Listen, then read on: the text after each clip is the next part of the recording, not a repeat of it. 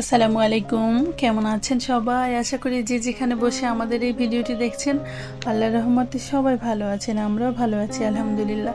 নতুন দিনে নতুন আরেকটি ভিডিও দেখার জন্য সবাইকে স্বাগত জানাচ্ছি। আমার আজকের ভিডিওটি আমি সকাল থেকে শুরু করেছি। আসলে বাড়িতে গিয়েছিলাম, তো ঘর বাড়িতে একেবারে নাজেহাল হয়েছিল, সেই সাথে আমার গাছগুলো। আসলে এখন না বেড়াতে গেলে শান্তি পাই না, গাছগুলোর কথা খুব ভাবি, যেগুলোর কি অবস্থা।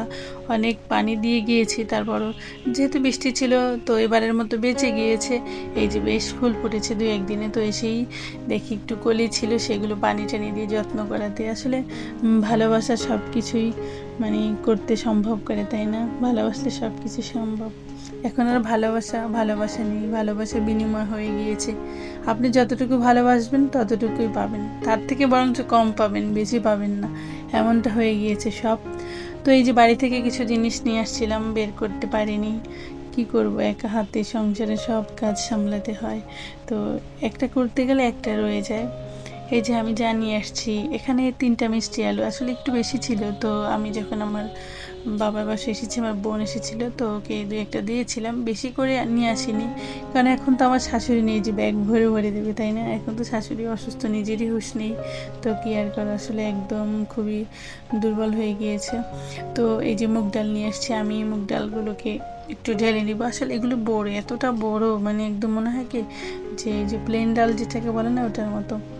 আর এখন যারা আমার ভিডিওটি দেখতে শুরু করেছেন, প্লিজ একটা লাইক দিয়ে শুরু করবেন, এটা প্রতিদিনের কাজ, তাই বলে দিই। যার ভালো লাগে সে লাইক এমনি দেয়। আমি কিন্তু ভিডিও দেখতে শুরু করলে লাইক দিয়ে শুরু করি, মাঝে মাঝে ভুলে যাই, কি করব। আবার তখন ভাবি যে আসলে কি আমি লাইক দিয়েছি, আবার দ্বিতীয়বার চ্যানেলে গিয়ে লাইক দিয়ে আসি, কি করবো, এটা আমার দায়িত্ব হয়ে গিয়েছে। আসলে আমি যেমনটা কষ্ট করি, সবাই সবার মতো করে কষ্ট করে ভিডিও করে, সবারই ছেলে মেয়ে সংসার স্বামী সামলে তারপরে এই কাজটুকু করতে হয়। তো সফলতা দেওয়ার মালিক আল্লাহ, চেষ্টা করতে তো দোষ নেই। এই যে যা যা নিয়ে আসছি, শুকনো মরিচ, বাদাম, তারপরে কাঁঠালের বিচি, নারিকেল, সব তো দেখতেই পাচ্ছেন। আমি এখান থেকে এই মরিচগুলো কিন্তু আমি কিনে নিয়ে আসছি, খাওয়ার জন্য, ভর্তা খাওয়ার জন্য। ভর্তা তো অনেক খাওয়া হয়, তো আমি মোটামুটি সবগুলো গুছিয়ে নিয়ে, আর আজকে ছুটির দিন ছিল, তারা ঘুমাচ্ছে, বৃষ্টিও হচ্ছে বাহিরে, অনেক কাজ আজকে। তো বসে বসে গল্প করলে কাজ হবে না, কাজ তো করতে হবে। তো এই যে এগুলোকে একটু গুছিয়ে তারপরে আমি কাপড় ধোবো। আসলে অনেক কাপড় জমা হয়ে গিয়েছে। কি জানি, আমার শিশির আপু বলেছিল না, বাড়ি থেকে আসলে কাপড় এটাই একদম প্রধান হয়ে যায়, তো আমারও এই অবস্থা হয়েছে।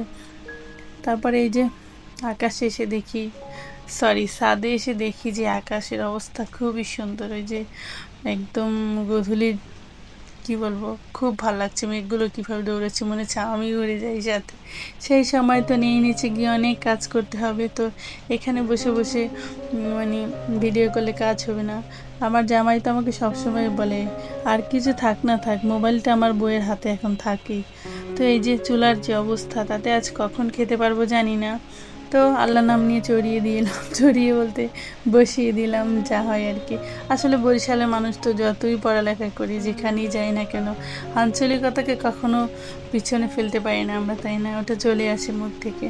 তো এই যে আমার নতুন ব্যালেন্ডার নিয়েছিলাম, এখনও ব্যবহার করা হয়নি। আসলে ঈদেতে বাড়ি চলে গিয়েছিলাম, তাই তো কিছুটা চালের গুঁড়া করে নিচ্ছি। আসলে আমার মতো ব্যালেন্ডার এতগুলো চাল না করাটাই ভালো, সেটা যত ভালো ব্যালেন্ডারই হোক। তারপর আলহামদুলিল্লাহ আমারটাই চালের গুঁড়ো বেশ হয়েছে, একবারই হয়ে গিয়েছে। তো এই যে আমার মেয়ে আমাকে কিন্তু অনেক সহযোগিতা করেছিল, না হলে এতগুলো চাল গুঁড়ো করে পিঠা বানানো সম্ভব ছিল না।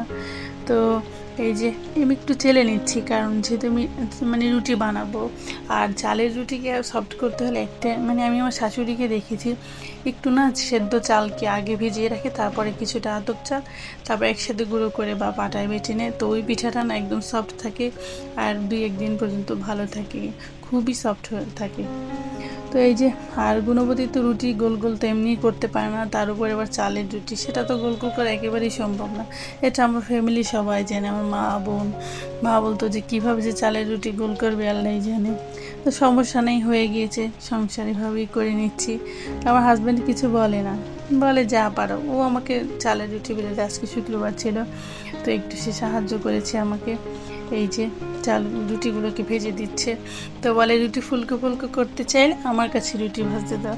আসলে এটা কি বানানোর উপর নির্ভর করে না ভাজার উপর বলেন তো?